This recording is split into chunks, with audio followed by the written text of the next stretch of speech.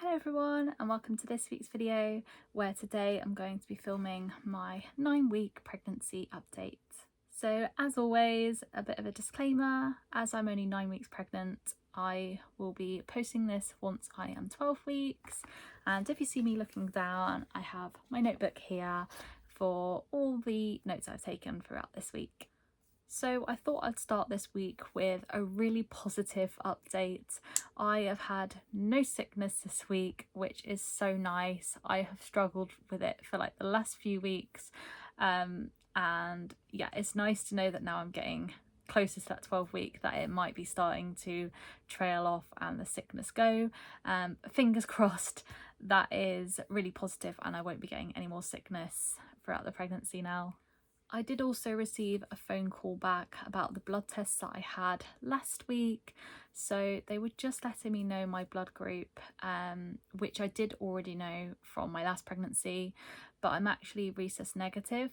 So it just takes a little bit more monitoring throughout the pregnancy, as if the baby has a different blood group from you just might need like an extra injection stuff just to make sure that no harm happens there.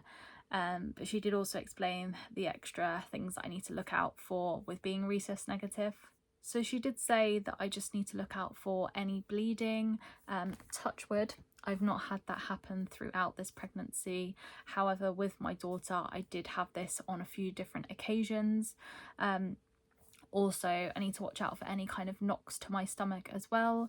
She said that if I do, then I'll need to get in contact with them so I can come in and have my anti-D injection. She did also say that things have changed slightly now compared to in my last pregnancy. They used to not be able to really find out if the baby had the same blood group as you until they were born.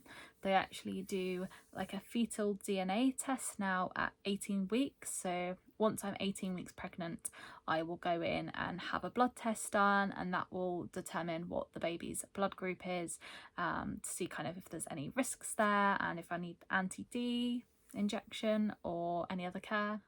I had also booked in to have my flu jab, so I went and had that done this week. I didn't have any side effects from that, and to be honest, my arm wasn't even really achy either. I do always get my flu jab every year anyway, but obviously it is recommended in pregnancy to have done. I had the flu about 3 years ago and I was so poorly with it. So was everybody in our family. And ever since then, I've just always booked in to have it done, as I'd rather have that little bit of extra protection there and a bit of peace of mind knowing that I have done all I can for us not to catch that and get so poorly again. I have still really been struggling with the smell of foods this week and just smells in general. Sometimes if I find something that I like eating, I can eat it through the week, but then by the time it gets to the end of the week, I've gone off it again, which can be really annoying because obviously it's really tricky to find anything that I like to eat at the minute.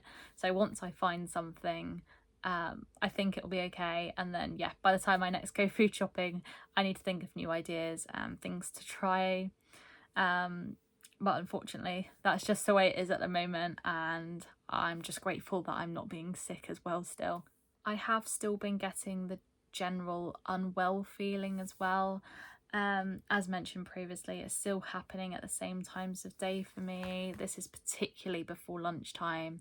Again, I think it's just due to like needing a bit of food by that point in the day. I haven't updated on this in a few weeks, however, I am still going to bed really early. That has been the same every week since I first mentioned it. That was one of my first symptoms in pregnancy. I'm still really tired all the time. Pre-pregnancy, I used to go to bed fairly early anyway, so this is not a new thing for me. However, I'm still going to bed around 8 or 8:30, so that is particularly early for me. It does mean that I don't have so much time in the day to get everything done that I need to. However, I know that rest is really important for me at the minute, and it's just something that I've had to learn to prioritise, and everything else can wait. I do still wake up early in the mornings for work and stuff, and I'm not really having any issues with that, but I am needing to go to bed obviously earlier in the daytime than usual. I also mentioned a couple of weeks ago that I'd had a week where I'd had a couple of emotional moments. I haven't actually had that since then. I feel like I've had a really positive mindset, been really happy throughout this whole pregnancy, which is obviously great. But yeah, I've not really been feeling too emotional. I think I was maybe just getting a little bit fed up with the sickness by that point. But other than that, I've been feeling really good in myself. And yeah, that was the only real changes or updates or same symptoms that I've had this week. So I'll now go on and show you my 9-week pregnancy bump update. So this is my bump at 9 weeks and 6 days. I definitely think I'm starting to round off a bit more now.